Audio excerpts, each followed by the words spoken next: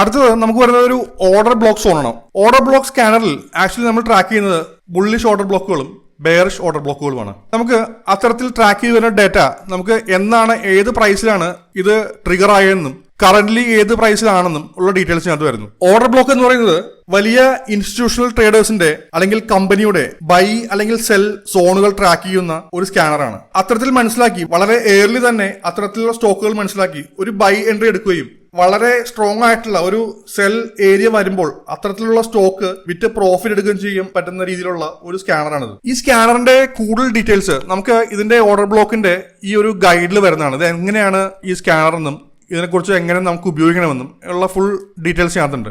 നമുക്ക് അടുത്ത് വരുന്ന ഒരു അഗ്രസീവ് ആയിട്ടുള്ള ഒരു ഇൻട്രാഡേ സ്കാനറാണ് മാർക്കറ്റ് മൂവർ. മാർക്കറ്റ് മൂവറിൽ നമ്മൾ ഓൾമോസ്റ്റ് ഒരു 700 മുകളിൽ സ്റ്റോക്കുകൾ നമ്മൾ സ്കാൻ ചെയ്യുന്നുണ്ട്. നമ്മൾ ഇത്തരത്തിലൊരു 700 മുകളിൽ സ്റ്റോക്കുകൾ സ്കാൻ ചെയ്യുമ്പോൾ അതിന്റെ ഇൻഡസ്ട്രിയും അതായത് ആ കറസ്പോണ്ടിങ് ഇൻഡസ്ട്രി ഏതാണെന്ന് മനസ്സിലാക്കി അതിന്റെ ഒരു ട്രെൻഡും മനസ്സിലാക്കി അത്തരത്തിലുള്ള സ്റ്റോക്കുകൾ വളരെ ഏർലി തന്നെ നമ്മൾ ഇതൊരു ലൈവ് സ്കാനർ ആയതുകൊണ്ട് തന്നെ 9:05 മുതൽ ഇതിന്റെ പ്രൈസ് അപ്ഡേറ്റ് ചെയ്ത് ഇതിന്റെ ഇൻഫർമേഷൻ വരുന്നതാണ് നമുക്ക്. ഇപ്പൊ നമ്മൾ ഏറ്റവും ഹൈ ആയിട്ട് നിൽക്കുന്ന കൺസ്ട്രക്ഷൻ മെറ്റീരിയൽ ഇതിൽ നമ്മൾ ക്ലിക്ക് ചെയ്ത് കഴിഞ്ഞാൽ ഇതിൽ വരുന്ന എല്ലാ സ്റ്റോക്കുകളും ലിസ്റ്റ് ചെയ്യും.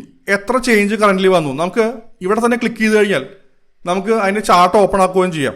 അതുപോലെ തന്നെ ഇപ്പൊ നമ്മൾ FNO സ്റ്റോക്കിൽ നിങ്ങൾക്ക് ട്രേഡ് ചെയ്യണമെന്നുണ്ടെങ്കിൽ ഈ വരുന്ന റിസൾട്ടിൽ തന്നെ ഈ സിംബലിന് അടിയിൽ തന്നെ ആ സ്റ്റോക്ക് MTF ആണോ FNO എന്നുകൂടി ടാഗ് ചെയ്ത് വരുന്നതാണ്. നമുക്ക് അടുത്ത വരുന്ന സെക്ഷനാണ് ETF ട്രെൻഡ് റൈഡർ. ഈ സെക്ഷനിൽ നമ്മൾ വളരെ ക്യൂറേറ്റഡ് ആയ ഒരു സെറ്റ് ഓഫ് ETF ആണ് നമ്മൾ ഉപയോഗിക്കുന്നത്. നമ്മൾ ഇത്തരത്തിലുള്ള ഈ ഒരു ബാസ്ക്കറ്റ് ഓഫ് ETF-നെ നമ്മൾ അതിന്റെ ട്രെൻഡ് നോക്കി അതിന്റെ ബൈയും സെല്ലും കണ്ടുപിടിച്ച് ഇതിൽ തന്നെ ഡിസ്പ്ലേ ചെയ്യുന്നു. അപ്പൊ നിങ്ങൾക്ക് ഓൾറെഡി ഒരു സ്റ്റോക്ക് റെഡ് സിഗ്നൽ വരികയാണെങ്കിൽ അതിനർത്ഥം അത് വിൽക്കണം എന്നാണ്.